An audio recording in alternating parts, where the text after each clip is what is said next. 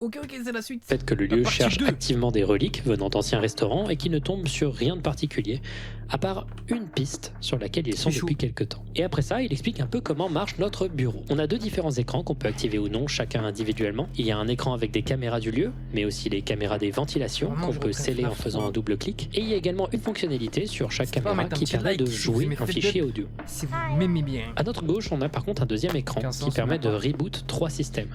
La ventilation, les caméras et le système audio. Et après ça, Allez, bon après mec. on attend. Je me souviens même plus des mecs. Hein. Parce que le jeu a eu l'idée un peu bancale de faire en sorte que la première nuit, il n'y a aucune menace de présente. Parce que il n'y a pas d'animatronique dans le bâtiment, quoi. Alors certes, c'est une bonne manière de faire en sorte qu'on connaisse toutes les mécaniques, mais vas-y, on a surtout l'impression d'avoir gaspillé une nuit en vrai. Et je vous rappelle, à l'époque, ces jeux, ils coûtent 8€. C'est peu, mais voilà, sur 5 nuits, t'as perdu un petit euro là-dedans, dans ces quelques minutes. Quand la deuxième nuit commence, on a enfin accès au vrai gameplay du jeu. En effet, le Phone Dude nous appelle pour nous expliquer qu'ils ont trouvé un vrai animatronique. We found one. A real one. Il explique également qu'ils ont trouvé une série de vieilles cassettes de formation pour des employés qui doivent jouer dans des costumes des mascottes. Et donc à partir de ce moment-là, on a le droit, chaque nuit, à de vieux enregistrements qui ont été faits par Phone Guy dans les années 80. These tapes will provide you with much needed information on how to handle, climb into, climb out of mascot costumes. Donc, comment marche le jeu? Il n'y a qu'un seul animatronique, Springtrap, et il a pour unique objectif de vous buter. Il essaiera de vous atteindre soit en se déplaçant de caméra en caméra, soit en allant dans les canaux de ventilation, ce qui s'entend avec ce bruit. Vous pouvez l'empêcher de procéder ainsi en utilisant plusieurs mécaniques. Vous pouvez fermer les ventilations dans lesquelles il entre, ou alors jouer un audio dans une caméra adjacente à la pièce dans laquelle il est situé pour l'y attirer. Sauf qu'il y a un problème à ça, Springtrap est hyper difficile à voir sur les caméras. Et parfois, il est tout simplement impossible à voir si tu ne connais pas chacun des emplacements de celui-ci. Donc, tu dois constamment te concentrer et regarder activement les caméras pour être sûr de ne pas le perdre de vue. Ça paraît simple, mais il y a plusieurs trucs qui vous empêchent de progresser. D'abord, plus vous utilisez l'audio et plus vous regardez les caméras, plus ceux-ci vont se mettre à dysfonctionner. Dans ce cas-là, vous devez à tout prix rebooter ces systèmes. Ce qui fait que vous perdez assez vite Springtrap de vue. De plus, parfois la ventilation va s'arrêter dans votre pièce, ce qui fait se déplacer Springtrap plus vite et vous fait halluciner. En parlant d'hallucination, une autre mécanique du jeu, c'est les animatroniques fantômes. Ceux-ci sont là pour vous déconcentrer. Par exemple, si vous voyez cette image sur une caméra, il faut à tout prix changer de caméra, sinon... Phantom Balloon Boy vous lâche un jumpscare qui détruit votre ventilation. Il existe plusieurs Phantom Animatronics qui ont tous un fonctionnement assez... simple. Voire même trop simple parfois. Genre Chica, Mangle et la marionnette peuvent apparaître chacun sur une seule caméra précise et vous devez juste changer rapidement de caméra quand vous les voyez. Foxy apparaît dans votre bureau et vous devez prendre le réflexe de très lentement vous tourner pour voir s'il est là et revenir sur les caméras si c'est pas le cas, jusqu'à ce qu'il parte. Et Freddy, relou comme il est, vous regarde depuis la fenêtre de votre bureau et si vous le regardez sans avoir un écran ouvert pendant un peu trop longtemps, pareil. Jumpscare. Toutes ces mécaniques fonctionnent plutôt très bien entre elles. Et le jeu, comme il n'a en focus qu'un seul animatronique, est en vrai plutôt stratégique. Moi, je l'aime bien. Là, il y avait du renouveau, je vois, dans le gameplay. Et enfin, les caméras servent à quelque chose. Donc, niveau gameplay, ça tient la route. Mais le jeu a plein de problèmes. Il en a des tonnes. Le problème central du jeu, c'est qu'il lui manque un truc indispensable. T'as peur? Il fait pas vraiment peur. Et ça, c'est un avis qui est très très répandu sur Internet. Donc, je vais rapidement vous dire un peu tous les problèmes que j'ai avec le jeu. D'abord, premièrement, d'un point de vue de l'atmosphère, c'est vraiment pas bon, je trouve. Visuellement, le jeu, par rapport au précédent opus, est vraiment beaucoup plus clair et éclairé, je trouve. La base de l'horreur des premiers jeux, pour moi, c'est l'impression de ne pas comprendre ce qu'il se passe. L'impression qu'il se passe beaucoup plus de choses dans l'ombre que ce qu'on peut voir. C'est pour ça notamment que je trouvais la mécanique de la lampe torche débile dans FNAF 2, car elle donnait un bouton au joueur pour ruiner instantanément l'atmosphère des caméras. Ici, je trouve que tout est très éclairé. Comme on est dans une attraction qui est ouverte la nuit, il y a des lampes partout, quoi. Également, je trouve que c'est pas très charmant comme DA pour une fois. C'est très jaune pisse, quoi. On dirait vraiment que c'est une DA horreur vieillotte. Là où les précédents jeux avaient réussi à créer des images marquantes avec un style assez nouveau, celui-ci essaye beaucoup trop de faire peur. Du coup, ça fait un effet un peu cartoon, on dirait un peu des décors de Scooby-Doo quoi. Aussi, je trouve que les rendus des caméras sont plutôt jolis quand on les voit isolés. Sauf que déjà, ils sont systématiquement sur un petit écran et couverts de litres d'effets de statique de VHS qui les rendent illisibles et profondément fades. J'aime particulièrement peu l'idée de mettre cet écran en plus petit, car lorsque dans les précédents jeux la caméra était mise en full screen, t'étais immergé dans les rendus de ces caméras. Ici, tu restes dans l'ambiance parfaitement éclairée de ton bureau. C'est pas très immersif et ça donne l'impression, à tort, que c'est un cache-misère pour cacher la mauvaise qualité de l'environnement des caméras. Là où pourtant, ces rendus, encore une fois, sont plutôt réussis quand on enlève les effets. Et je sais qu'il y a plein de jeux intéressants avec le fait que Springtrap se met souvent juste en face de toi, pile à l'endroit où tu déploies ta caméra, et qu'il se cache dans des endroits intéressants pour le gameplay, comme dans ces moments de stress où il est 5h du matin et Springtrap est juste devant toi et tu dois prier pour que la ventilation ne saute pas sinon tu meurs. Mais sinon, tout fait, je trouve un peu cheap. Et pourtant, j'ai l'impression que parmi les 3 premiers, pour l'instant, c'est celui qui a eu une DA plus soignée que les autres, quoi. C'est juste que ça a été fait trop vite et pas forcément dans la bonne direction. D'un point de vue sonore également, je ne sais pas exactement pourquoi, mais je trouve que c'est moins marquant que les précédents. L'ambiance sonore est marquée surtout par un son, celui-ci. Ce son est un indicateur de danger. Plus celui-ci est bruyant, plus Springtrap est proche du joueur. Mais c'est à peu près le seul son vraiment marquant du jeu. Le reste est marqué par des bruits de clics et de bip assez énervants à force. Enfin, le jeu possède des chara-design franchement décevants. Et ça me fait de la peine de le dire pour une série qui avait des chara-design aussi marquants à l'époque. Les fantômes animatronics, qui sont des hallucinations vues par le joueur, sont de simples modèles retexturés qui manquent cruellement de saveur. Et même si Springtrap est un design extrêmement efficace, une sorte de costume rapiécé avec un endosquelette détruit emprisonnant un cadavre visible uniquement dans certains rendus du personnage, son design est assez mal utilisé. Soit il est à peine visible, soit trop visible dans une salle parfaitement éclairée, soit dans un jumpscare. Un jumpscare qui ne marche pas du tout, au point que c'était une controverse majeure à l'époque. Tout le monde a été un peu déçu par ce jumpscare. FNAF 1, qu'on les aime ou non, possédait des jumpscares extrêmement marquants. Le bruit strident, l'animation fluide qui dénotait tout de suite avec l'aspect statique du jeu, c'était diablement efficace. FNAF 2, je trouve, avait des moins bons jumpscares, qui ressemblaient un peu à des PNG moins bien animés qui sautaient sur le joueur. Mais un truc est sûr, ils étaient efficaces et donnaient l'impression de vraiment être agressés par quelque chose. Mais là...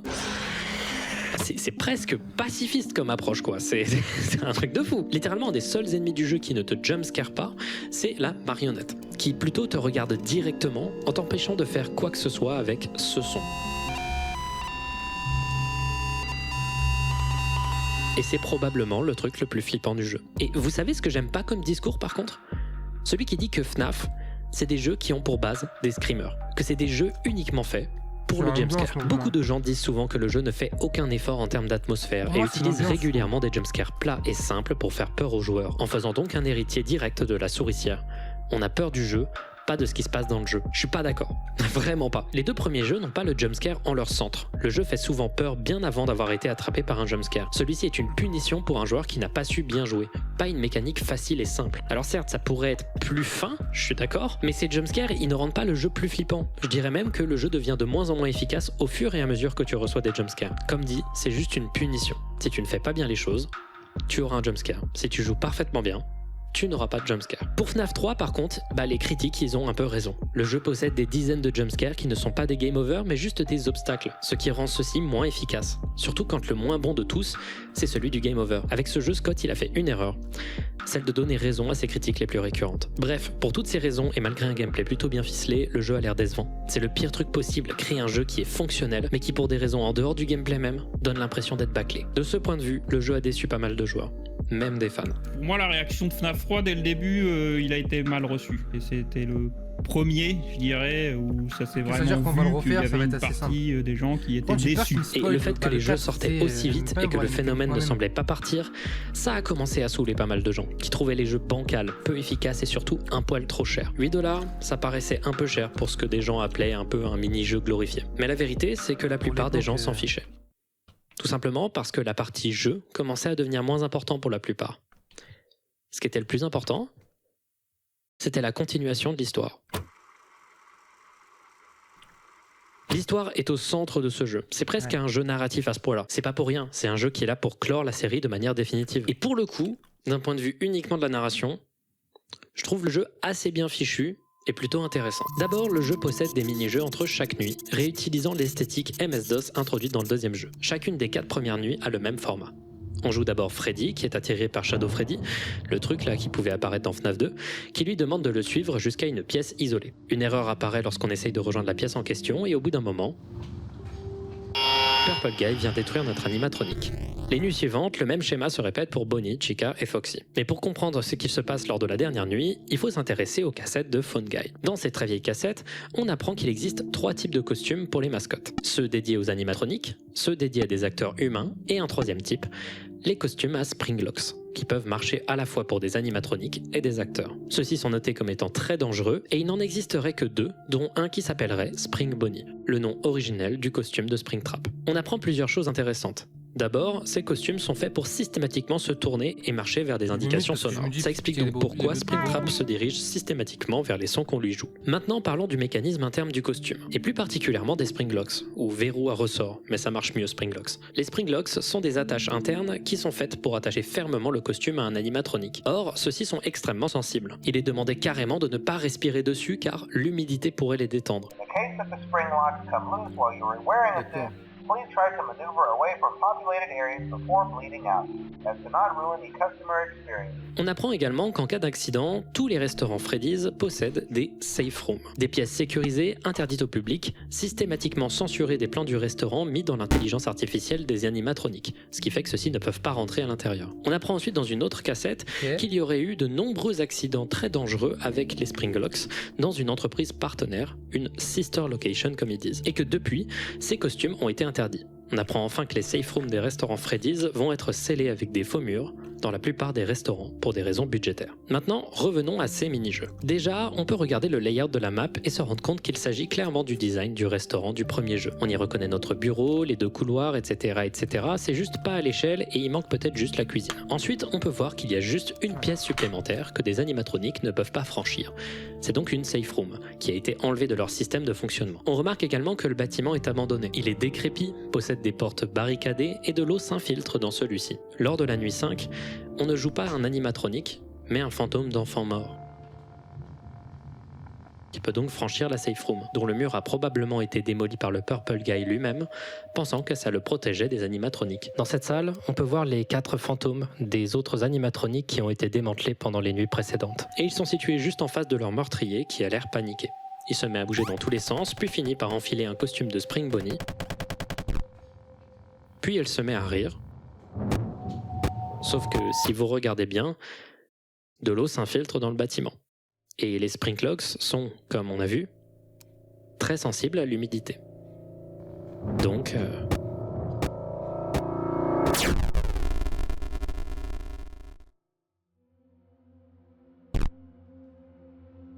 Puis les fantômes d'enfants disparaissent. Et c'est comme ça que se termine le jeu. Ok. On comprend donc que lorsque dans Five Nights at Freddy's 2, Phone Guy nous disait que quelqu'un avait volé un costume jaune pour commettre un crime, c'était un costume de Spring Bonnie, et non pas de Golden Freddy. On comprend également dans ce jeu comment Springtrap a été retrouvé par les employés de l'attraction de ce jeu. Il a probablement été retrouvé plusieurs années après, dans cet état, avec le cadavre de Purple Guy à l'intérieur, par les employés de Fazbear Fright. We're trying to track down a good lead right now. Some guy who helped design one of the buildings says it was like an extra room that got boarded up or something like that. So we're gonna take a peek and see what we can find. Dans FNAF 3, on joue donc en réalité contre le meurtrier de toute la saga. C'est pour ça qu'il a l'air de connaître l'existence des caméras et qu'il s'en cache. Il est hanté par un humain qui connaît bien les systèmes de sécurité de la firme et qui est juste, parfois, dirigé par le mécanisme naturel de son costume avec les audios qu'on peut jouer qui l'attirent dans des pièces adjacentes. Ok, c'est sympa, mais j'avoue que c'est un peu décevant que ce soit un peu une narration très linéaire quoi. Mais en réalité ça l'est pas vraiment, parce que quand vous finissez le jeu comme ça, l'écran qui s'affiche, c'est 5 masques avec chacun un œil éclairé de respectivement Freddy, Chica, Bonnie, Foxy et Golden Freddy, ainsi qu'un gros mauvaise fin juste au-dessus. Alors comment on fait pour obtenir la bonne fin ? C'est une question assez alambiquée, parce que si ce jeu possède beaucoup moins de petits détails cachés, il possède beaucoup de gros détails cachés. À la fin de chaque nuit, dans les mini-jeux dans ce restaurant, vous pouvez, si vous ne suivez pas Shadow Freddy, trouver des indices cachés systématiquement dans les murs des couloirs. Donc pour la première nuit, il y a 2 indices. Le premier c'est Balloon Boy Double Click et le deuxième c'est cette série de carrés. Alors pour le premier indice, lors de la deuxième nuit, il faut aller double-cliquer sur ce poster de Balloon Boy sur la caméra 8, ce qui déclenche un mini-jeu secret. Si vous récupérez tous les ballons, une porte de sortie apparaît. Et au lieu de prendre cette porte de sortie, il faut plutôt glitcher à travers ce mur et tomber, aller à droite, croiser cet étrange arbre et aller prendre ce ballon ici. Ensuite, pour le deuxième indice, là, les carrés jaunes, il faut aller sur la caméra 7 et appuyer sur les boutons de la borne d'arcade selon le pattern qui nous était montré. Ça déclenche un mini-jeu, et dans celui-ci, il faut récupérer chaque bout du squelette de Mangle, et encore une fois, plutôt que de sortir par la porte qui apparaît, il faut glitcher à travers le mur en haut à droite. On tombe pendant un moment, on croise cette énorme silhouette de la marionnette, et en allant à gauche, on verra un chemin de ballons sur lesquels il faut sauter. Et enfin, on peut ramasser ce gâteau. Ça vous paraît absurde ? Attendez un peu, l'indice suivant est donné ici, 4 cupcakes noirs. Donc lors de la nuit suivante, il faut aller chercher les 4 cupcakes cachés dans les caméras qui, une fois tous cliqués, nous amènent dans un autre mini-jeu secret. Dans celui-ci, il faut ramasser des gâteaux qu'il faut donner à des enfants qui pleurent. Sauf qu'en réalité, il faut faire autre chose. En effet, il faut juste simplement aller ici, et encore une fois traverser le mur, et rejoindre ce fantôme à qui on peut donner le gâteau qu'on avait récolté précédemment. Pendant la nuit suivante, on a un nouvel indice, et cette fois-ci, c'est une suite de chiffres. 3, 9, 5, 2, 4, 8. Cette suite de chiffres, il faut la marquer ici, dans les carreaux du mur. Beaucoup de gens sur internet trouvent cette idée nulle et ridicule, mais moi en vrai je trouve ça sympa, mais on en reparle après. Faire la suite de chiffres nous amène à nouveau dans un mini-jeu où on contrôle... ça c'est pas Golden Freddy ça. Ça c'est Spring Bonnie, on est d'accord, mais ça ressemble à Golden Freddy, mais on dirait une autre version. Bon, bref, passons. Ici, la solution est assez incompréhensible. Il faut glitcher à travers le sol, passer plusieurs écrans avec des copies du même écran juste légèrement décalées à chaque fois, glitcher dans plusieurs murs qui amènent après un peu de parcours dans un écran secret avec un enfant qui pleure dans un coin, à qui vous pouvez donner un gâteau. Maintenant, dernier indice, un simple sprite de Shadow Bonnie. C'est tout. Et il faut arriver à comprendre de cet indice qu'il faut cliquer sur cette toute petite figurine de Shadow Bonnie dans son bureau qui déclenche un mini-jeu complètement buggé dans lequel, après quelques manipulations, vous pouvez donner un dernier gâteau à cet enfant. Mais c'est fou ça, les trucs cachés comme ça, gros. Enfin, vous pouvez maintenant cliquer 2 fois sur ce poster de la marionnette et aller donner un gâteau à cet enfant, maintenant entouré de 4 autres, à l'effigie des 4 animatroniques originels. Une fois donné, celui-ci met un masque de Golden Freddy et leurs esprits disparaissent, laissant tomber chacun de leurs masques. Après ça, on a à nouveau le mini-jeu de fin de nuit, et l'écran de fin change, montrant que chaque masque est maintenant inhabité. Les esprits sont maintenant en paix.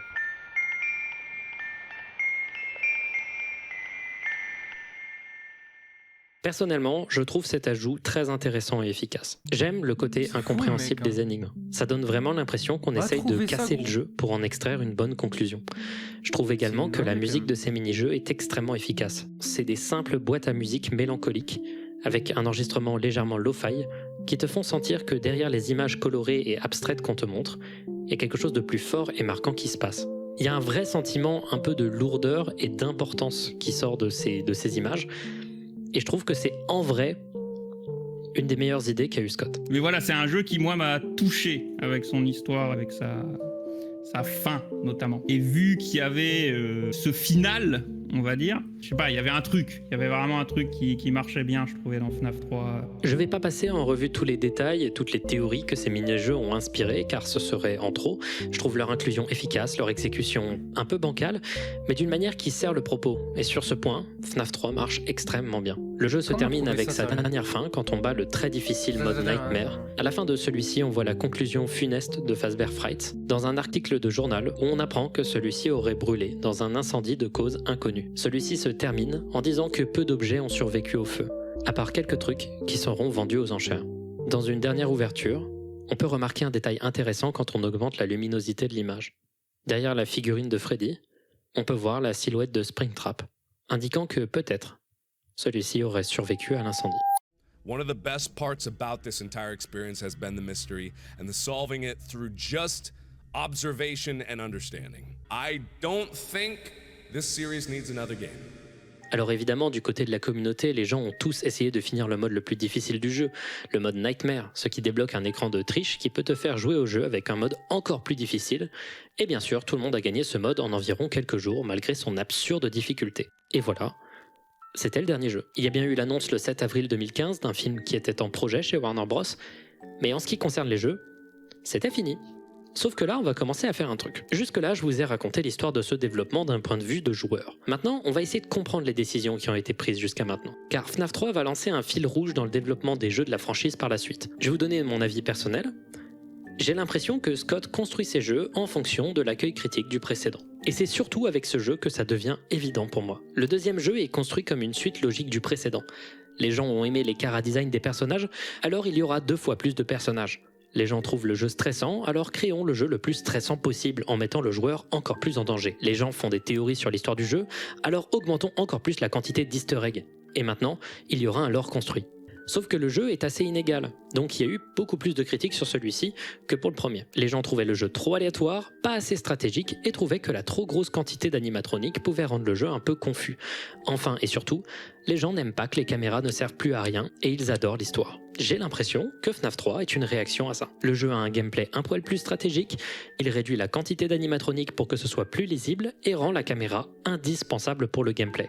On passe plus de temps sur la caméra de ce jeu que dans tous les autres jeux FNAF réunis. Et comme les gens ont adoré l'histoire, il va mettre les bouchées doubles sur cet aspect du jeu. Dans tout ça, il a un peu délaissé l'atmosphère et complètement délaissé l'horreur, au profit de ce qu'il pensait que les gens voulaient. Et ça paraît comme étant une bonne idée en vrai, de vouloir plaire en tout point à l'entièreté de son public. Mais on va voir par la suite que ça peut aussi avoir de mauvaises répercussions. Car de 1, tu peux pas plaire à tout le monde, donc tu seras jamais satisfait, et 2, ça crée des œuvres difformes. Le jour de la sortie de FNAF 3, Scott avait annoncé son retrait de la série avec cette image du chapeau de Freddy sur un sol carrelé. Sauf que comme la réaction au 3e jeu n'était pas suffisante, Scott, 1 mois et demi après, Moi non.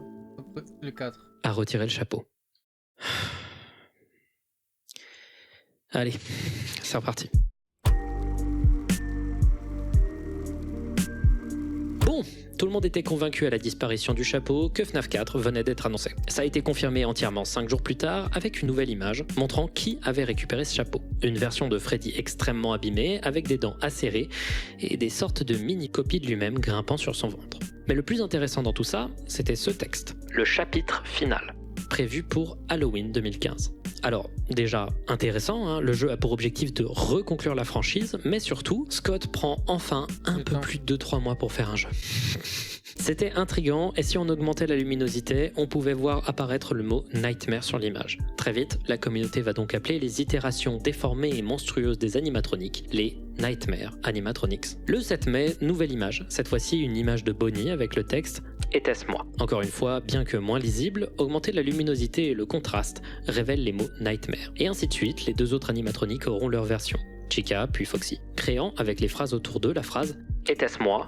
Moi ou moi ?» Les gens vont très vite faire le lien en se disant que s'il y a bien une zone d'ombre dans toute l'histoire jusqu'à maintenant, c'est cette fameuse morsure de 1987. En tout cas, ça coïnciderait avec le fait que des gens ont trouvé des 87 cachés dans le code source du site à l'époque et dans l'œil de l'image promotionnelle de Foxy. Et personnellement, pour parler de ces designs d'animatroniques, en tout cas de mon point de vue de l'époque quand je suivais la hype autour de la sortie du jeu, je trouvais ces designs excellents. Et en rétrospective, il s'agit vraiment des meilleures images promotionnelles que Scott ait fait seul. Le focus de ce jeu était clairement de remettre l'horreur au centre des jeux. Ça annonçait que du bon. Quelques jours plus tard, nouvelle image, on y voit un chapeau et un nœud papillon violet, qui n'est pas une couleur anodine dans la franchise.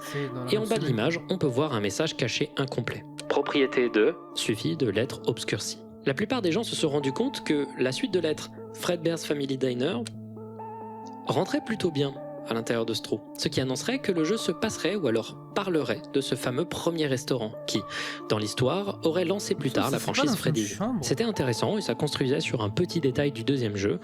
Les gens ont bien réagi. Si on augmente la luminosité, on peut voir une sorte d'horreur pleine de dents acérées réfléchies sur le sol. Et cette chose est révélée dans le teaser suivant. Un horrible animatronique avec une double mâchoire et un ventre denté. Le design plaît, la communauté est contente, les gens commencent à spéculer sur le fait que le jeu se passerait peut-être dans les rêves de quelqu'un. Et il y a encore une image qui sort après, montrant une sorte de peluche ressemblant vaguement à Springtrap sur une chaise. Et là, personnellement, à l'époque, j'ai ressenti qu'il y avait un problème.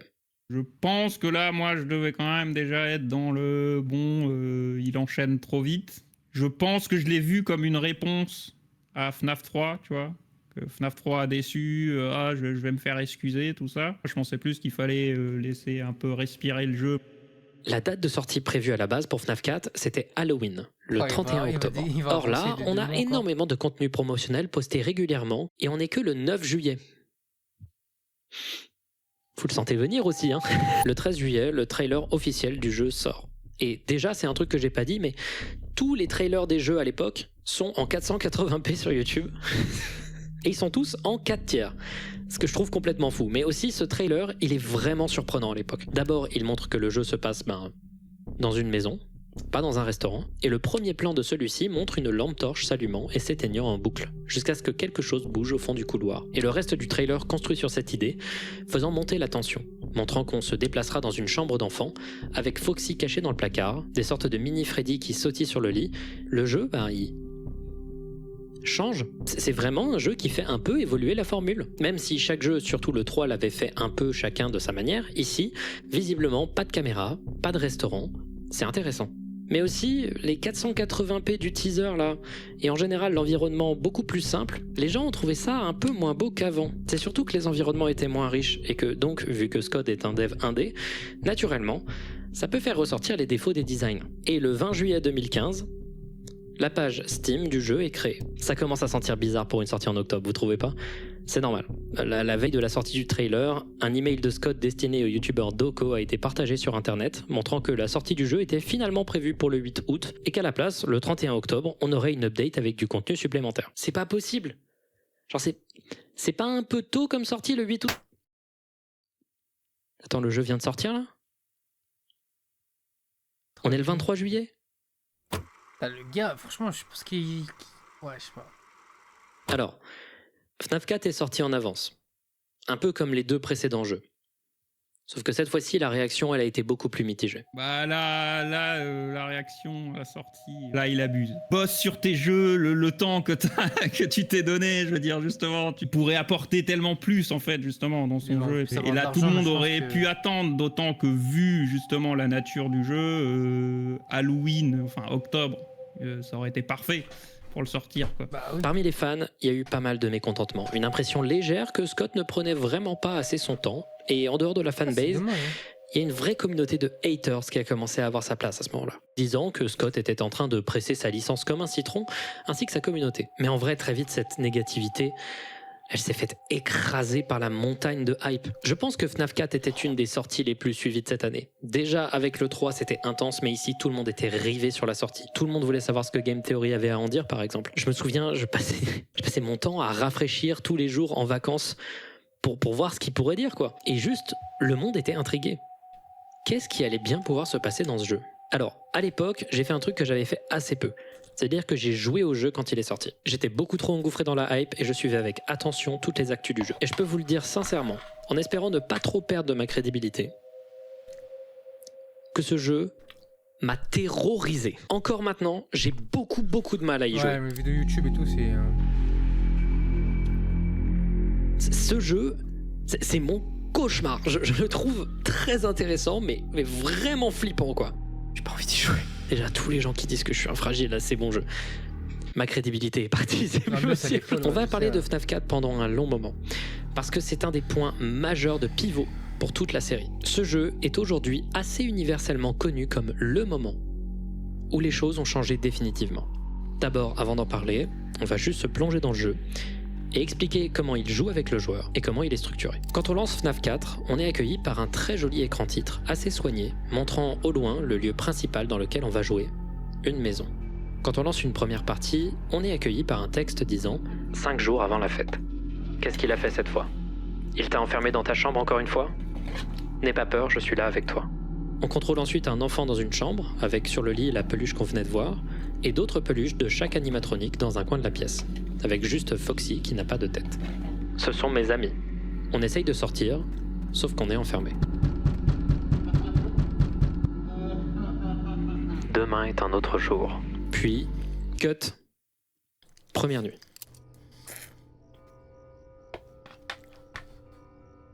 On est dans une pièce en fausse 3D.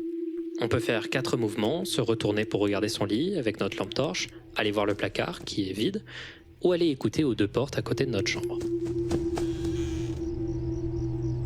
Les instructions autour de nous disent qu'il faut écouter attentivement pour entendre une respiration. Si on n'entend pas de respiration, il faut éclairer le couloir.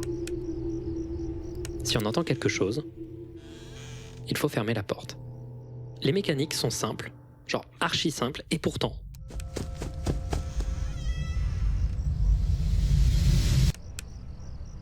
il y a une tension dans ce jeu. Parce qu'au début, on est un peu perdu, on se pose pas trop de questions, on va dans chaque endroit de la pièce sans que rien ne se passe. Parfois on se retourne et...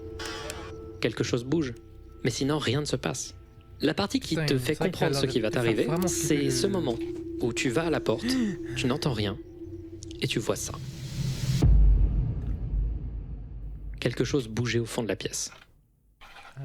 À ce moment-là, tu te mets vraiment à suer. Le jeu te demande d'être à l'affût du moindre bruit et a l'idée assez brillante de ne te faire voir que très peu des animatroniques. Ils sont tapis dans l'ombre. Et l'élément qui te fait comprendre qu'ils sont présents, c'est un simple souffle sourd à peine audible. De plus, le bouton pour utiliser la lampe et le bouton pour utiliser la porte, Shift et Contrôle, sont l'un à côté de l'autre. Je sais que théoriquement, on peut utiliser l'autre bouton Shift sur notre clavier, mais on doit utiliser la souris. Donc on est obligé d'avoir ces 2 trucs l'un à côté de l'autre. Très souvent, on peut s'en mêler les pinceaux sous l'effet de la pression. Je suis trop con, putain de merde. Et fermer la porte quand il faut utiliser la lampe torche te tue tout autant que si tu fais l'inverse. Plus les nuits avancent, plus le stress de l'incompréhension se transforme en stress de perdre. On finit par comprendre qu'il ne faut pas que les petits Freddy sur le lit, appelés les Freddles, s'accumulent trop pour ne pas mourir, et on pense alors bien gérer le truc sans jamais que rien n'apparaisse dans l'armoire. Et ça change lorsque vous entendez pour la première fois dans votre casque un bruit inhabituel. Des pas courants dans votre oreille de gauche à droite, ou de droite à gauche. En fait, Foxy essaye pendant votre partie de constamment se faufiler dans votre placard, et il est possible techniquement qu'il ne rentre jamais. Lorsqu'il rentre,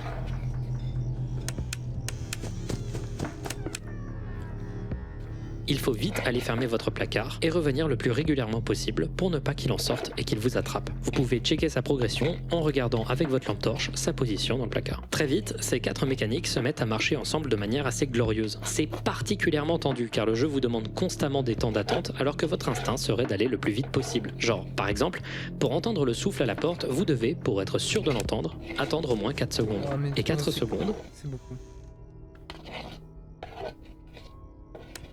c'est long. Le jeu possède également une deuxième complexité car, avant chaque nuit, vous avez accès à un mini-jeu appelé Fun with Plush Trap, où vous devez, pendant un temps imparti, attirer la peluche en face de vous, à partir uniquement de sons à peine audibles. C'est hyper tendu et si vous y arrivez, vous aurez la possibilité de commencer la prochaine nuit avec 2 heures d'avance, ce qui est pour le coup vraiment avantageux. Le jeu est également un jeu narratif. Entre chaque nuit, vous pouvez voir les jours précédant la fameuse fête qui était mentionnée au tout début. On y voit un jeune enfant terrorisé par son frère qui a arraché la tête d'une de ses peluches pour lui faire peur. Cet enfant, constamment en train de pleurer, est, et on le comprend assez vite, terrorisé par les animatroniques du restaurant. Peut-être parce qu'il a vu quelque chose dans celui-ci qu'il a mal compris.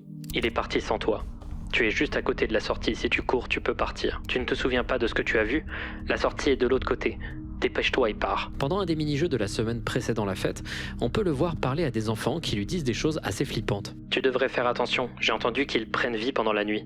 Et si tu meurs, ils cachent ton corps et ne le disent à personne. On comprend également, grâce à l'un d'entre eux, que la fête en question est la fête d'anniversaire du garçon qu'on contrôle. Celle-ci aura lieu dans le restaurant. Un Freddy's ou un Fredbear, c'est pas évident, et ce, malgré sa peur maladive de l'endroit. En tout temps, peu importe l'endroit dans lequel on se situe, on peut voir la peluche narratrice de l'histoire nous regarder au loin, comme si elle nous suivait. Le jour précédant la dernière nuit, on se retrouve enfermé dans l'arrière-salle du restaurant, au milieu des portions d'animatroniques et de costumes placés ici et là. On crie pour que quelqu'un nous aide, mais personne ne vient nous aider. On dirait d'ailleurs qu'un corps se cache dans le costume en face de nous, ou du moins que c'est facilement interprétable comme étant le cas. Et c'est un bon moment pour parler d'un truc. Ce costume avec le chapeau violet, l'énorme corps, le même qu'on peut voir en peluche systématiquement, c'est pas Golden Freddy, malgré les apparences. Il s'agit en fait de la première mascotte historique de la franchise. Il s'agit de Fredbear. Et pourquoi j'en parle? Parce que la nuit 5 du jeu a l'originalité d'être entièrement différente des autres. Quand vous lancez la nuit, vous entendrez dans vos oreilles des pas inhabituels aller de gauche à droite.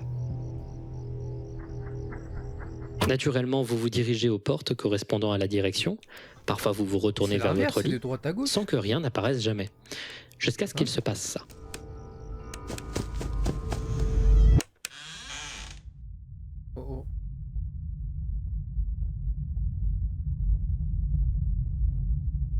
Fredbear agit sur toutes les mécaniques du jeu. Il se dirige systématiquement à vos portes et lorsque vous le voyez, il faut la fermer et attendre qu'il change d'endroit.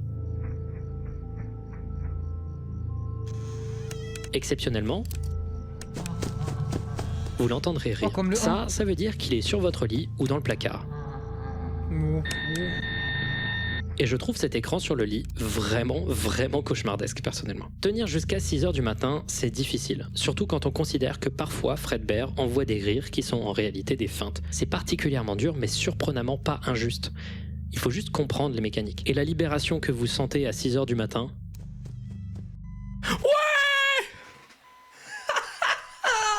Elle n'a vraiment pas de prix. À la fin de cette 5e nuit, on a accès à une des cinématiques les plus iconiques de tout Five Nights at Freddy's, montrant le jeune enfant terrorisé par son frère et ses amis à sa fête d'anniversaire, jouant avec sa peur bleue des animatroniques. Ils finissent par le porter et le forcer à se loger au sein de la mâchoire d'un animatronique de Fredbear. Sauf que les larmes de l'enfant finissent par intervenir avec le circuit électrique ou les spring locks du costume. Le son se coupe, l'image se fige, fondu au noir. On fait vite le lien avec ce qu'on sait déjà de l'histoire. On vient de voir la morsure de 1987. Et Dieu sait que c'était fort à l'époque. Avant qu'un mème détruise son impact à jamais. Mais figurez-vous que c'est toujours pas fini avec FNAF 4. Parmi les 4 premiers jeux, c'est le jeu avec le plus de rejouabilité. Il existe une chier de modes de jeu différents. D'abord, il y a la fameuse tradition de la 6e nuit, une version du jeu avec des animatroniques plus difficiles à battre qui se voient tous remplacés par Fredbear à 4h du matin, histoire de bien déstabiliser le joueur. Puis il y a le mode Nightmare, qui est similaire à la 6e nuit, mais qui remplace Fredbear à 4h du matin par un autre animatronique.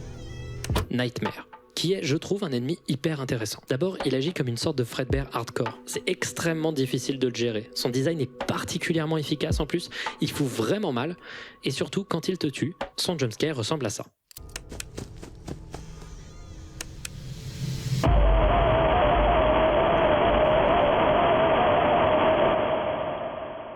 Et après ça, ton jeu se relance.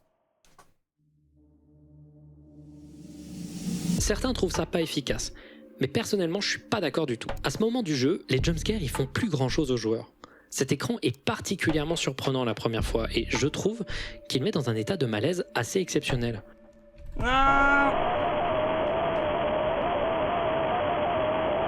C'est similaire au stress que provoquaient les rares interactions avec Golden Freddy dans le premier jeu. Et ça m'étonnerait pas que ce plan fixe déformé et sombre, avec des yeux perçant l'obscurité complète, accompagné d'un son analogique distordu, ait été une inspiration pour les séries d'analogue horror qui ont pullulé sur internet 5 ans après. Le jeu s'arrête pas là, il propose plusieurs challenges de difficulté, augmentant la violence de Freddy, un mode difficulté maximale particulièrement hard et également, tranquille, un mode aveugle, où tu dois naviguer le jeu sans rien voir, juste avec l'audio, montrant l'importance de l'audio pour ce jeu. Et l'audio du jeu est particulièrement immersif. Le son est hyper bas, donc tu dois monter le volume comme un ouf pour entendre les indices sonores, ce qui fait que les jumpscares sont particulièrement agressifs, et c'était encore pire à la sortie du jeu.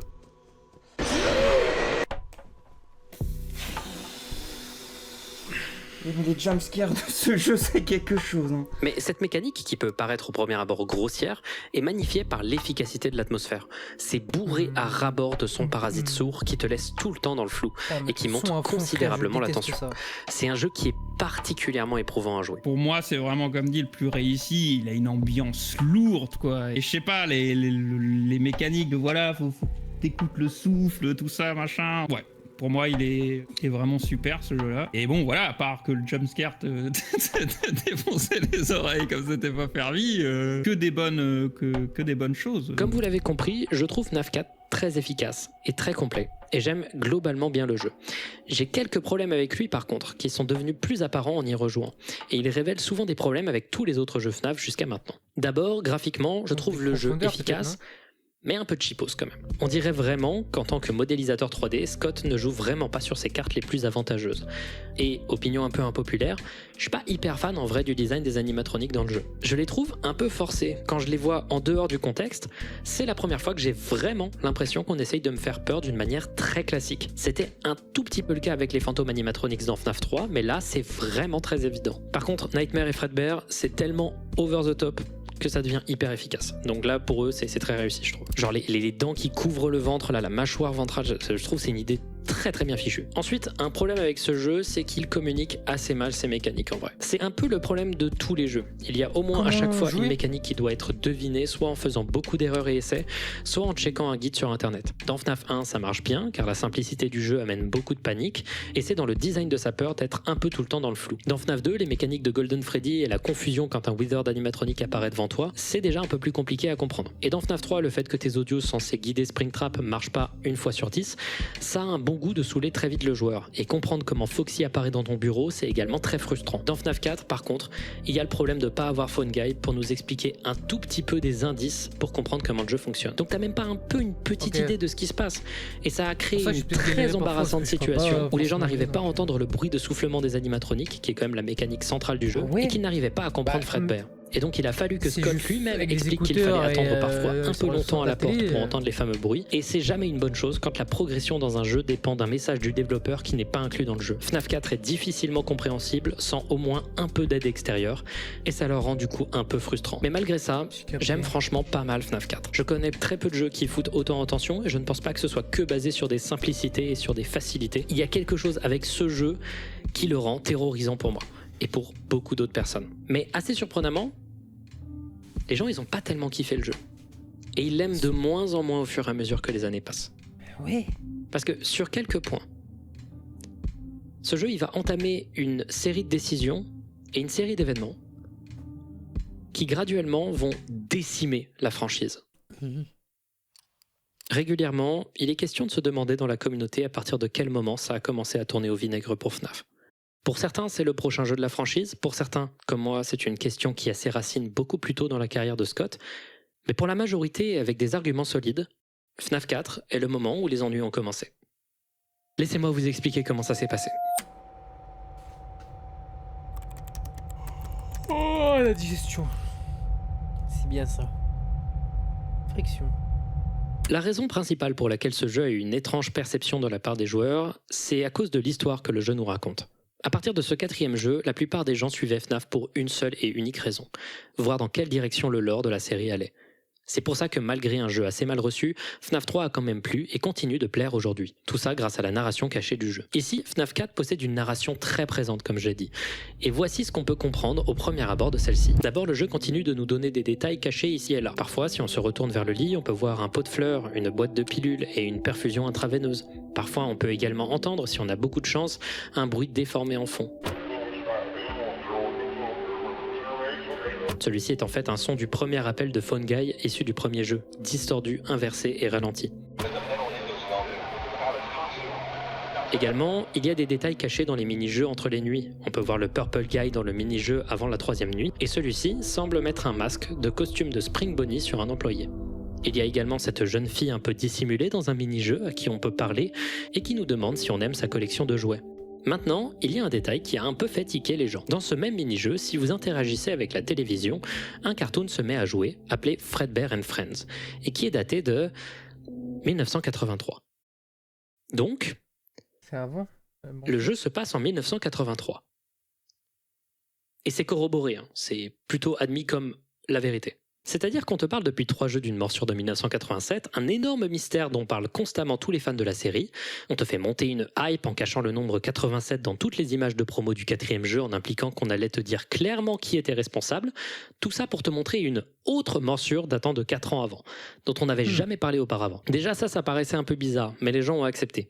Et ce qui est un peu drôle, c'est de voir que sur le site de Scott, les 87 qui étaient cachés dans le code source, ils se sont transformés en 83 quelques jours avant la sortie du jeu. Et donc il y a beaucoup de gens qui pensent qu'il a changé ce détail parce qu'il s'est rendu compte que ça faisait aucun sens.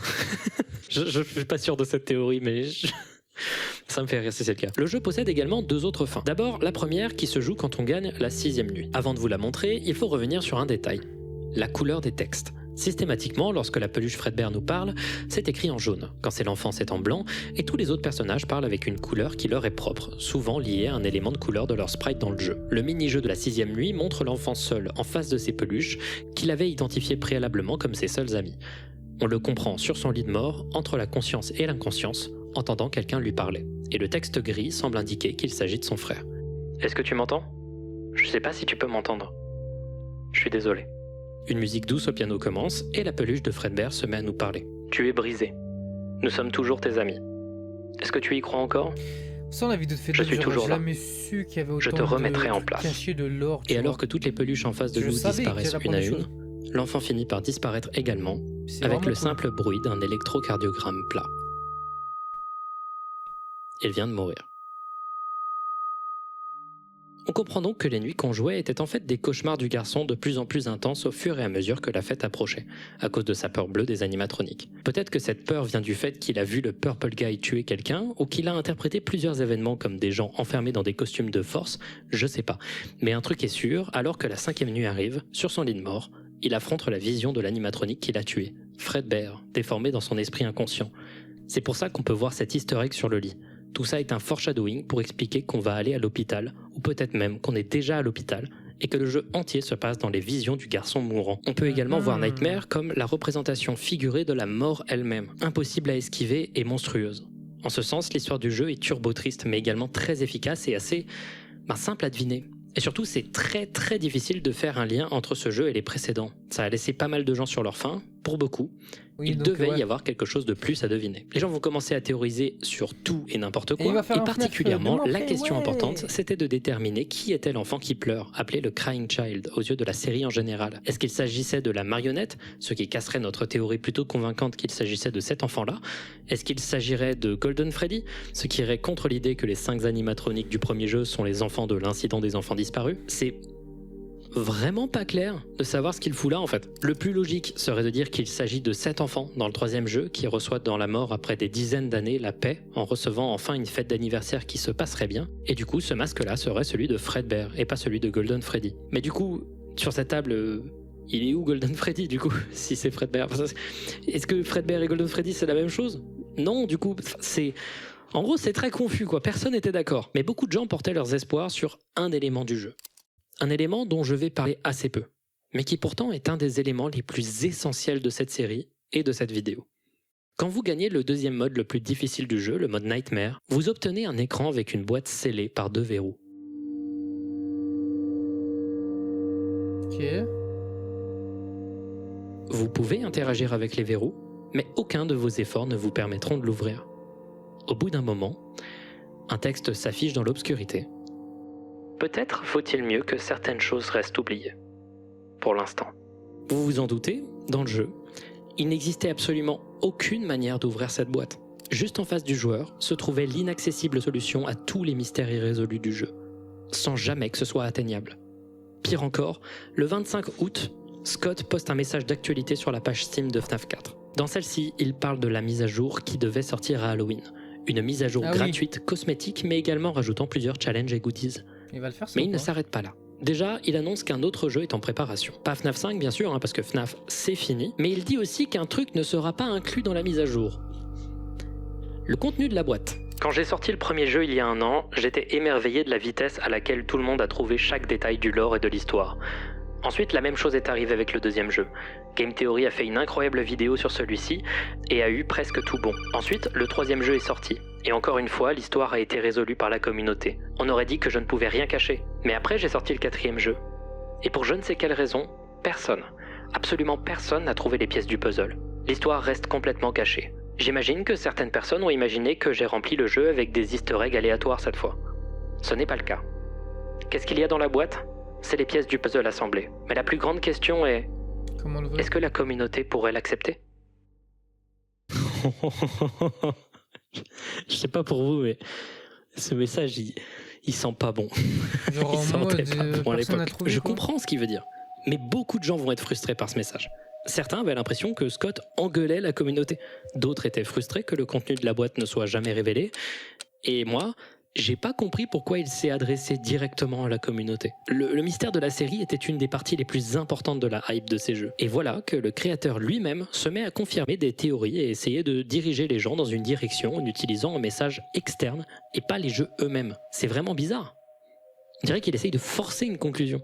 Donc les gens vont faire leurs petites spéculations et à un moment, MatPat de la chaîne Game Theory va sortir sa vidéo. Et ce, après vraiment pas mal de temps d'attente. Il y a 10 ans, Et dans putain. celle-ci, même lui a pas l'air trop sûr. Il présente plusieurs possibilités, essaye de former une timeline, mais sans succès. C'était bien Et monté termine pour en disant l'époque, hein. qu'il va organiser des live streams avec d'autres créateurs de FNAF en vogue à l'époque pour essayer de démêler le fil. Et pendant un de ces live streams, contenant des figures très importantes de la communauté de l'époque. Il s'est passé un événement qui va constituer la première controverse majeure de la série.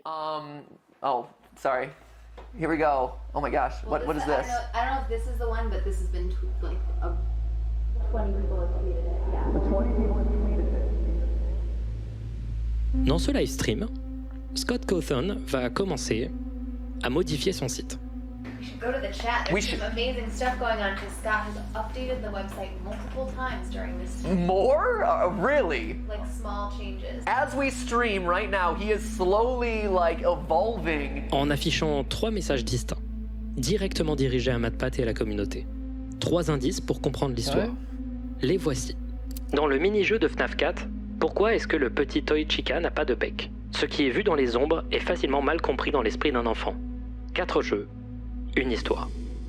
Vous comprenez peut-être pas ce que ça implique ces phrases. C'est le cas également pour moi à l'époque. Mais la perception entière de FNAF va changer dans le moment clé où MatPat va dire ça. This is weird, okay? But it's one of the things that immediately jumps to my mind. Is it possible? Again, this is completely off the wall. Is it possible that FNAF 2 didn't actually happen? Et là arrive la situation très compliquée Que FNAF 2 ne se soit jamais de la passé. théorie du rêve. Alors en gros, ce que les gens ont compris de manière parfaitement logique de ces indices, c'est ça. En réalité, tous les jeux se passent dans la tête du jeune garçon, alors qu'il est à l'hôpital en train de mourir. Celui-ci, alimenté par une peur bleue des animatroniques du restaurant Freddy's, ou Fredbear Family Diner, en face de chez lui, et des rumeurs qu'on lui raconte en boucle avant son anniversaire, aurait mal interprété des événements qu'il a vus pour former mentalement l'histoire des 3 jeux précédents. D'abord, regardez ce détail ici. On peut voir que l'ombre de l'animatronique de Spring Bonnie et de Fredbear qui sont sur la scène est schématisée comme étant violette. Donc, si les ombres sont violettes, cela veut dire qu'il a vu un employé, dans l'ombre, enfiler un costume à un autre employé. Et il l'aurait interprété comme un meurtre. Ce qui est vu dans les ombres est facilement mal compris dans l'esprit d'un enfant. Voici donc l'origine du Purple Guy, une simple incompréhension d'un enfant. C'est comme ça qu'on peut expliquer Shadow Bonnie et Shadow Freddy également, la vision de l'ombre des animatroniques qui ont causé sa mort. Les toys animatroniques sont appelés comme ça car ils sont littéralement basés sur des jouets qui appartenaient à cette jeune fille. C'est pour ça que Chica perd son bec dans le 2e jeu lorsqu'elle quitte la scène, car les souvenirs du jeune enfant sont basés sur un jouet qui était cassé. Oui, d'ailleurs, un des éléments clés pour comprendre le jeu, c'était ce carré de quelques pixels.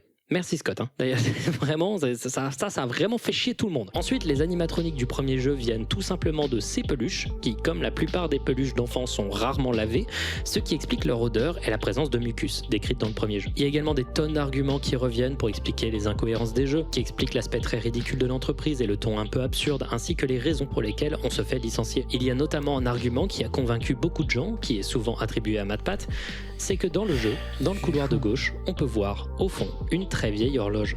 Or, quel son on peut entendre à la fin de chaque nuit de chaque jeu?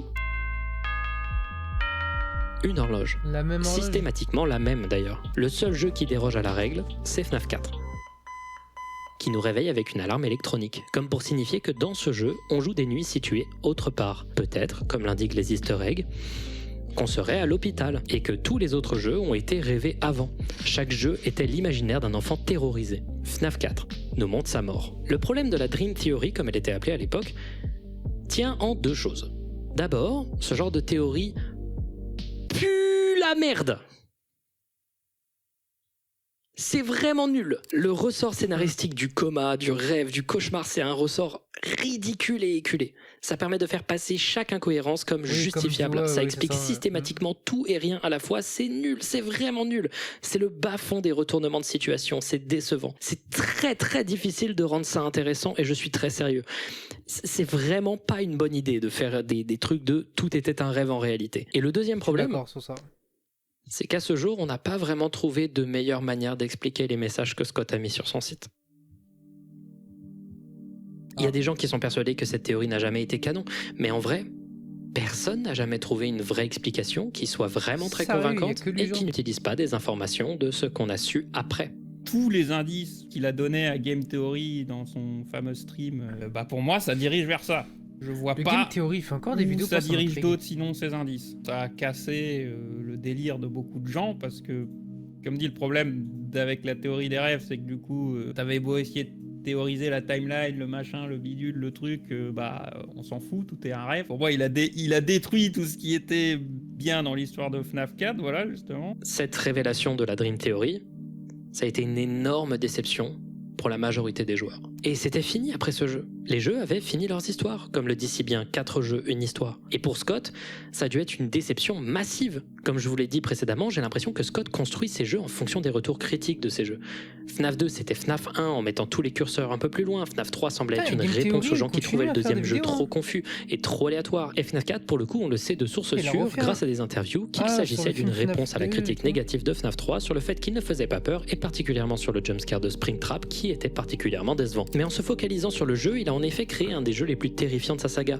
Mais il a aussi créé un truc avec une histoire qui voulait visiblement trop bousculer les joueurs. Ça faisait un moment que les gens aimaient l'aspect surprenant des jeux FNAF. Là, ici, il a voulu créer une histoire linéaire qui cachait un énorme reveal que les gens ont détesté. Est-ce que la communauté l'acceptera ? Eh bien, on dirait en effet que la communauté a eu du mal à l'accepter. Et du coup, c'est parfaitement normal qu'il n'ait pas ouvert la boîte. Et les emmerdes vont pas s'arrêter là, hein. Loin de là, hein. Parce que Scott, cette putain de légende, en même temps qu'il était en train de préparer sa mise à jour d'Halloween pour FNAF 4, il a commencé à teaser un autre jeu. Un autre jeu FNAF. Security Breach. Comment ça s'est passé ? Le 26 juillet, à la sortie du jeu, il a d'abord posté une image avec écrit « The End »,« Thank you for playing », avec un point d'interrogation caché dans l'obscurité à côté du « The End », indiquant que c'était pas encore tout à fait la fin. Le 2 août, Scott a posté une image qui, en vrai, malgré le tumulte qui pouvait se passer à l'époque, était très touchante. Un simple message de remerciement avec l'intégralité des modèles 3D qu'il avait réalisés pour les jeux FNAF. C'était plutôt mignon et en vrai, c'était plutôt bien vu. Donc du coup, quand tu fais un message Mimi bien vu, qui semble annoncer que tu t'en vas, mais qui est reconnaissant envers la communauté qui t'a amené jusque-là, le move le plus logique à faire, c'est évidemment de défigurer lentement ton message de remerciement en mettant un par un à la place des personnages flippants de ta série, des versions mignonnes de ces mêmes personnages jour après jour. Jusqu'à finalement, dans un move qui en rétrospective aurait pu être mal interprété, remplacer ton message de remerciement par le titre de ton nouveau jeu, FNAF World, dans une ambiance toute Mimi, toute kawaiinée là. Là, avouez que ça pue un peu ce qui arrive là comme...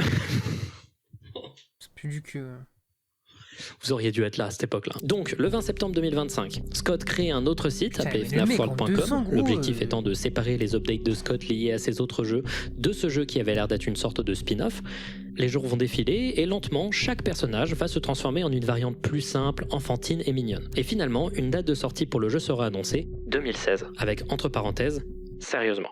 Bon, il a l'air de savoir qu'il allait un peu trop vite. Sur Steam, Scott va poster un message pour teaser le projet mystérieux. Déjà, il précise qu'il n'y aura pas de FNAF 5, que l'histoire du jeu est finie et que la très attendue mise à jour d'Halloween n'ajoutera pas d'indices. Ensuite, il décrit que FNAF World ne sera pas un jeu d'horreur, mais un RPG. Une manière pour lui d'utiliser ses personnages d'une manière nouvelle et fun. Ok, quelques temps après, alors que sur le site de Scott, des images semblaient teaser la mise à jour d'Halloween, et après le leak d'un faux jeu troll de FNAF World volontairement mal fait et avec des graphismes pas du tout ressemblant à ce que les teasers semblaient annoncer, Scott va poster la veille d'Halloween un trailer pour le fameux FNAF World. Et si je dois citer un moment précis qui marque le moment où il y a une fracture entre Scott et son public, c'est vraiment celui-ci. Il s'agit de la première fois de l'histoire de FNAF où les critiques vont être principalement négatives. Le trailer commence par des zooms sur certains des rendus 3D les plus terrifiants de la série, avec des phrases nous rappelant à quel point ces jeux ont pu faire peur, avant qu'un texte dise « Et maintenant, ils sont mignons ».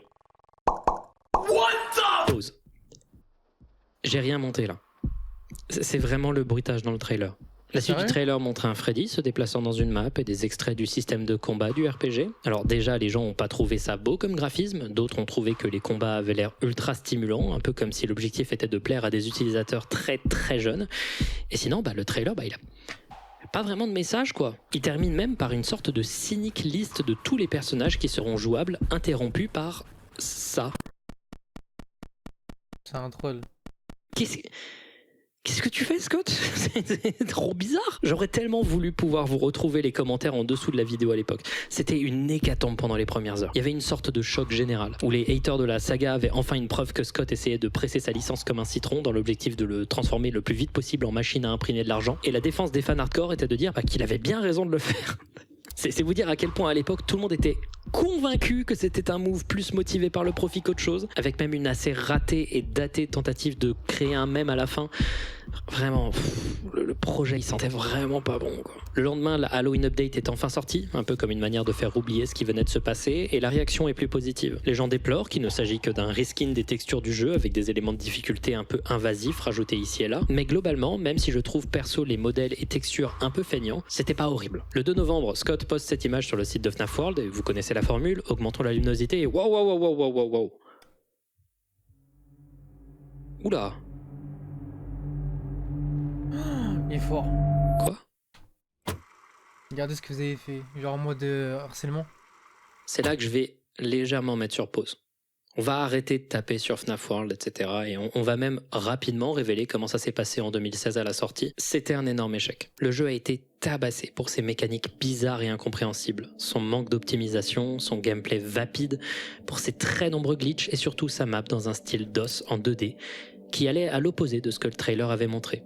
I think the idea behind the original ones were fine, but I just don't see the point of this being a Five Nights at Freddy game. I would probably describe this as horse shit. Aux yeux du public, Scott avait bâclé un jeu décevant, trop cher pour ce qu'il était, et les reviews du jeu étaient les plus négatives qu'il ait pu avoir, malgré un soutien indéfectible de sa communauté. On va reparler un peu de FNAF World après. Mais d'abord, c'est un bon moment pour moi de vous parler plus en détail de Scott. Est-ce que vous savez depuis combien de temps ça existait FNAF à ce moment-là? Parce que là, ma vidéo, elle est longue, on dirait qu'il se passe 1000 choses. Non, on dit 2 ans, mais il a fait des trucs. Mais ça faisait seulement 531 jours. Ah non, et pour vous dire, Scott a sorti FNAF 1 à 4 en moins d'1 an. Au moment où sort FNAF World, il est détesté de plus en plus par des tonnes de gens. Il travaille avec un studio sur un film. Le 15 décembre, il y avait un premier bouquin qui a été annoncé. On reviendra sur ça plus tard. Il travaillait sur une update à un de ses jeux, sur un jeu entier et également un jeu troll pour créer de la hype. Ça fait au maximum de son activité 5 projets en même temps. Inutile de vous rappeler que les jeux sont faits de A à Z entièrement par lui tout seul. Théma, la taille du burn-out, c'était impossible que ça finisse bien cette montée. Mais malgré ça, vous devez probablement vous dire que FNAF World est inexplicable, qu'il s'agit d'un des moves les plus aléatoires et incompréhensibles qui a été réalisé par Scott. Et pourtant, et ça c'est un truc qui est devenu de plus en plus connu au cours du temps, si on regarde un peu le parcours de Scott avant FNAF, le jeu est parfaitement explicable. Peu importe ce que vous pensez de Scott Cawthon. Et Dieu sait que moi j'ai des gros problèmes avec ce mec et on en parlera un peu plus tard. Son histoire, elle est vraiment très intéressante. Comment ça, t'as fait quoi? Et même un peu touchante.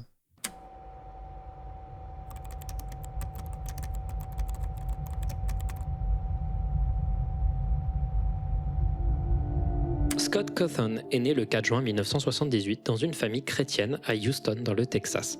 À l'âge de 13 ans, celui-ci était déjà intéressé par la création de jeux vidéo. Notamment, c'est autour de cette période qu'il a découvert le logiciel de création de jeux Click and Play, une manière d'introduire des plus jeunes utilisateurs à la programmation sans pour autant avoir à apprendre un langage de code. Avec ce programme, qui sera plus tard renommé ClickTeam Fusion, il réalisera 2 jeux en 1994. Un complètement perdu, impliquant des pirates, et un autre dont on a une archive appelée Doofus. À partir de ce moment-là, l'intégralité des jeux vidéo qu'il va réaliser utiliseront le moteur de jeu ClickTeam, qui a beaucoup de défauts, mais qui a l'avantage d'être extrêmement facile à utiliser. La manière dont Scott a utilisé ce logiciel au cours de sa carrière est ultra étrange, et il a régulièrement poussé ce logiciel au maximum de ses limites pour ses jeux. C'est fou de se dire qu'il utilise le même logiciel, et ce depuis bientôt 30 ans. Et pourtant, son focus, à la base, c'était pas de créer des jeux, mais plutôt de créer de l'animation. À 18 ans, il est allé à l'Art Institute of Houston pour étudier l'imagerie numérique, la modélisation et l'animation en 3D, qui à l'époque était à leur balbutiement. Avec ses connaissances, il a d'abord créé plusieurs films d'animation pour enfants dans une saga qu'il a appelée Bird Village, et presque tous ont pu être retrouvés, car avant c'était des Lost Media. C'est en les regardant un peu attentivement qu'on réalise plusieurs choses à propos de Scott. D'abord, il a toujours été isolé dans son processus créatif.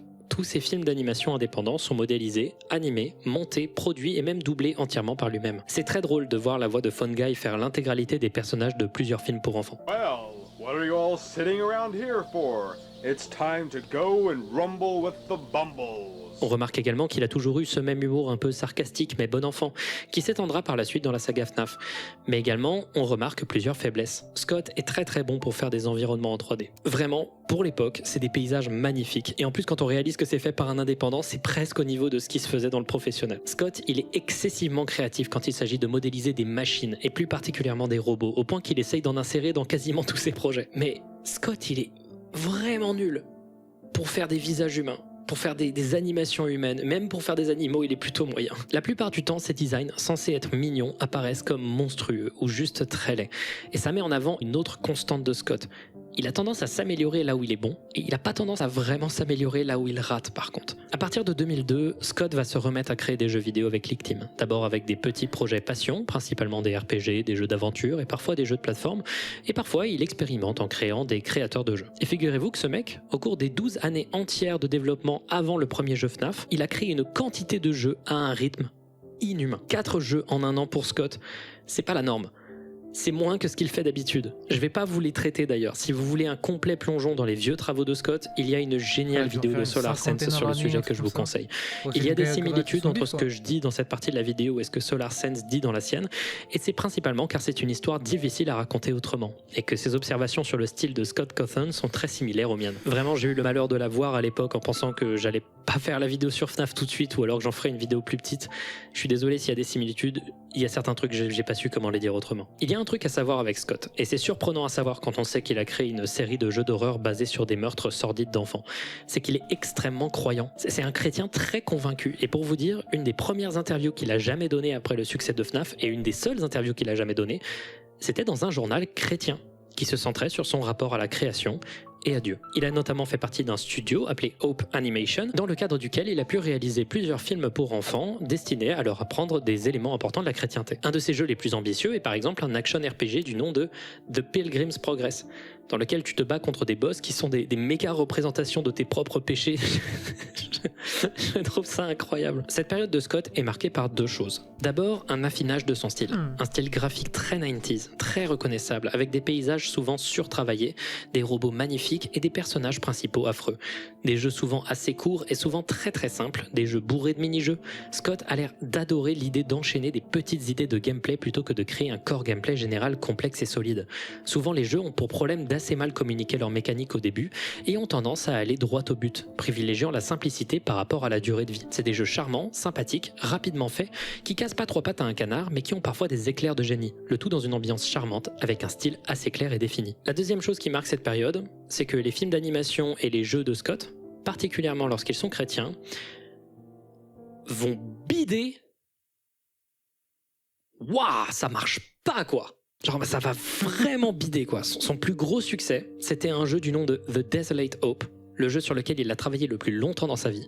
Une sorte de bijou étrange, parfois absolument magnifique dans ses designs, genre matez-moi ça comment c'est beau, qui lui a valu un bon retour de la critique. Mais même lui, il s'est pas vendu quoi.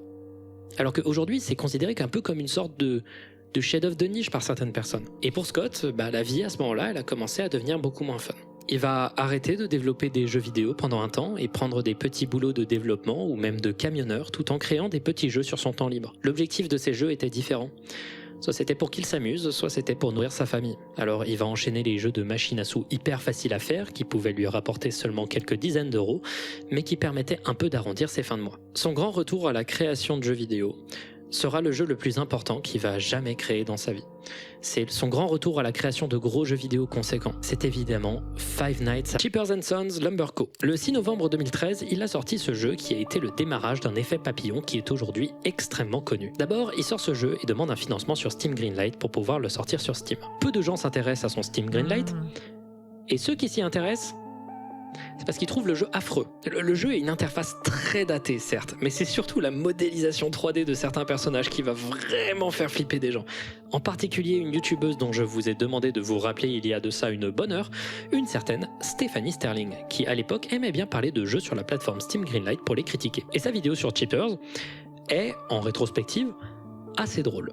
You may notice the dead, terrifying, soulless eyes of the background characters. It's just all over the fucking place, and that thing looks like it's gonna kill your children. I imagine the phrase, kill me, is stated over and over again in the world of Chipper and Sons. Les commentaires de l'époque sur la vidéo sont particulièrement négatifs, disant que le jeu est effrayant sans le vouloir, que les designs ressemblent à un truc de creepypasta, et notamment, il y a quelques commentaires dans la vidéo, et apparemment, mais ça a été supprimé sur la page de Steam Greenlight, qui vont comparer ces designs d'animaux à des animatroniques de Chuck E. Cheese.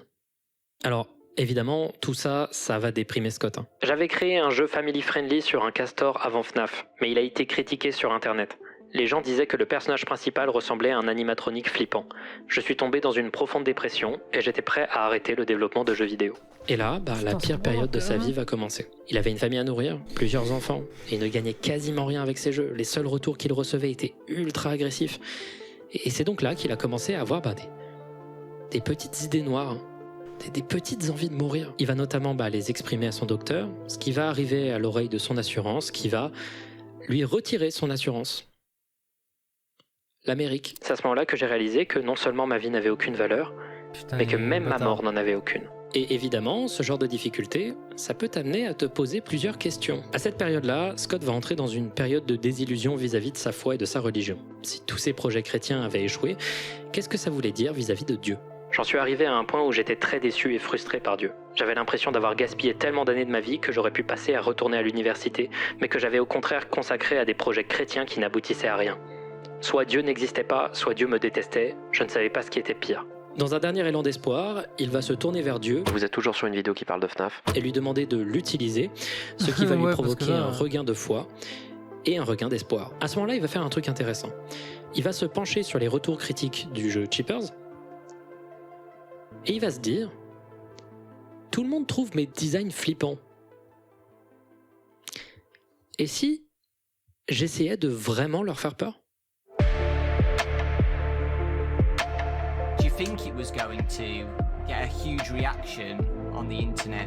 No, of course not. Like I said, at the time, I was just trying to make a bunch of little games to kind of help support my family. And at the time, I think I was making, slot machine games and just, anything would bring in an extra $40 or $50 a month. I remember whenever I released it, I was watching the download count and I was watching it just kind of skyrocket. 5,000 downloads, 10,000, 15,000, 20,000. It was just going through the roof just by the minute. Il faut réaliser le nombre de pièces de puzzle qui ont dû s'imbriquer au bon moment pour faire FNAF.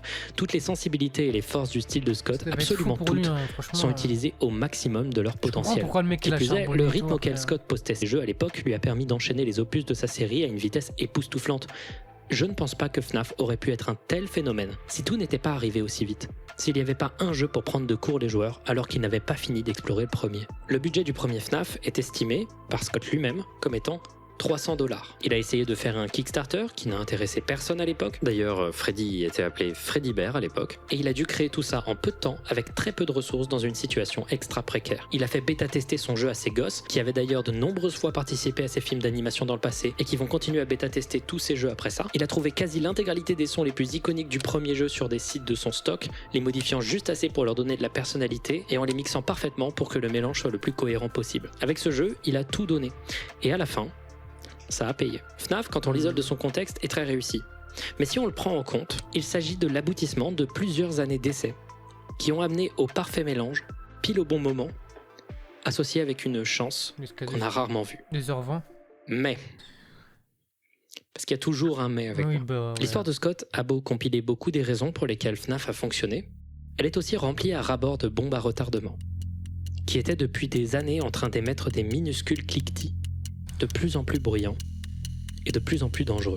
Qu'est-ce que je veux dire par là ? D'abord, je suis persuadé d'une chose, c'est que Scott crée d'excellents jeux d'horreur FNAF quand il se base sur ses instincts. Par exemple, lorsqu'il réalisait le premier jeu, il a eu un cauchemar impliquant Bonnie, le seul animatronique qui l'ait vraiment fait flipper, où il a rêvé être dans sa chambre en train d'essayer d'empêcher Bonnie de rentrer par sa porte qui menait à un couloir. Son cauchemar s'arrête au moment où il comprend instinctivement que Bonnie a réussi à se faufiler dans sa chambre et qu'il allait lui sauter au visage à tout moment. Ce cauchemar de pure horreur est l'inspiration numéro 1 de FNAF 4. Et l'horreur de FNAF 4 excelle notamment car Scott y a infusé quelque chose qui lui était instinctif. Maintenant, le problème du succès du premier jeu, c'est qu'il a mis un poids énorme sur les épaules de Scott. À partir de FNAF 2, il se met clairement à avoir peur de perdre les fans de sa série. Il ne veut jamais décevoir. Il veut que tout le monde soit le plus heureux possible. Et du coup, chaque jeu semble être fait pour plaire à une communauté aux attentes de plus en plus spécifiques. Et en conséquence, les jeux finissent par ressembler de moins en moins à des jeux. Et ça va devenir de plus en plus clair par la suite. Le rapport de Scott à sa communauté est complexe. Et même si c'est touchant de le voir parler de l'amour qu'il reçoit après avoir passé des années à être un programmeur mal aimé, To have a fan base, of people who care about these characters in the games, that is the only thing that matters. you know, and they should never be taken for granted. Il s'agit également d'une relation qui lui met un poids anormal sur les épaules. Ensuite, le style de création de Scott est beaucoup trop frénétique. Il ne se pose jamais. Ce qui fait que le burn-out lui était inévitable et que les faiblesses de ses jeux, faits peut-être un peu trop vite, ressortent très vite une fois qu'on les a essorés. Les jeux FNAF sont très courts et très simples, ce qui, aux yeux du grand public, peuvent les rendre très vides et vapides en conséquence. Et il est également très limité par le seul moteur de jeu qu'il arrive à utiliser, ClickTeam. Celui-ci montre très vite ses faiblesses. Les jeux essayent tout le temps de créer une fausse 3D avec des techniques qui s'épuisent très vite, notamment ce filtre cylindrique sur les images qui marche un peu au début, mais qui au fur et à mesure te donne juste l'impression que tu regardes une image projetée sur un mur courbé. On peut également pointer une chose, son plus gros succès critique est arrivé quand il a écouté les critiques négatives des gens et qu'il a essayé de s'y plier. Et en vrai, écouter ses fans et ses critiques les plus négatives, c'est très bien. Comme tout, faut juste savoir doser en fait. Je sais pas s'il avait vraiment envie de faire un jeu d'horreur. Ça reste quelqu'un de chrétien qui a envie de partager du positif dans le monde. Mais c'est ça qui lui a donné son plus grand succès. Et je pense que ça a un peu trop infiltré son cerveau au cours du temps. Maintenant, et c'est la dernière chose que je dirais, la plus grosse bombe à retardement, elle n'était pas encore très visible. C'est un truc qui allait arriver à un moment, mais qui pour l'instant était juste ignoré. On va en parler après, très brièvement. On va pas trop s'épancher sur le sujet, mais pour l'instant, je vais donner que 2 indices. D'abord, le jeu Desolate Hope, aussi bon qu'il puisse être, a reçu des critiques pour un aspect de son histoire que je ne vais pas spoiler, mais qui a été interprété assez vite comme un message anti-avortement. Bien que Scott nie que le jeu parle de ça spécifiquement, il émet un commentaire sur l'importance de la vie, et ce, même dans ses formes les plus petites. Et deuxième chose, au cours du temps, la communauté qu'a rassemblé FNAF s'est vite définie comme un groupe de jeunes, proches de Tumblr, queer, ou au moins proches de la communauté LGBT. Ça ressemble à un cliché, mais clairement c'est le cas. Et les fans de FNAF sont les premiers à l'admettre. Ils ont forgé des liens émotionnels assez importants avec les thématiques de l'histoire et son style graphique. Et en 2016, rapport avec LGBT, les jeunes de cette catégorie, qui voyaient un refuge dans les jeux de Scott, ils commencent à avoir un peu peur pour leurs droits. Et ce serait un drame si Scott n'était pas tout à fait avec eux. Ah, il va avoir un drama. Chapitre 5. Donc ça sert pour la partie 3 du coup. La surcharge. On va s'arrêter là les mecs. Soyez à l'affût pour la partie 3 et la partie 4 du réel de FNAF de Feld Up. Chaîne principale de Lulblade. Plein de vidéos, plein de gameplay, des shorts, des lives. Boussou boussou.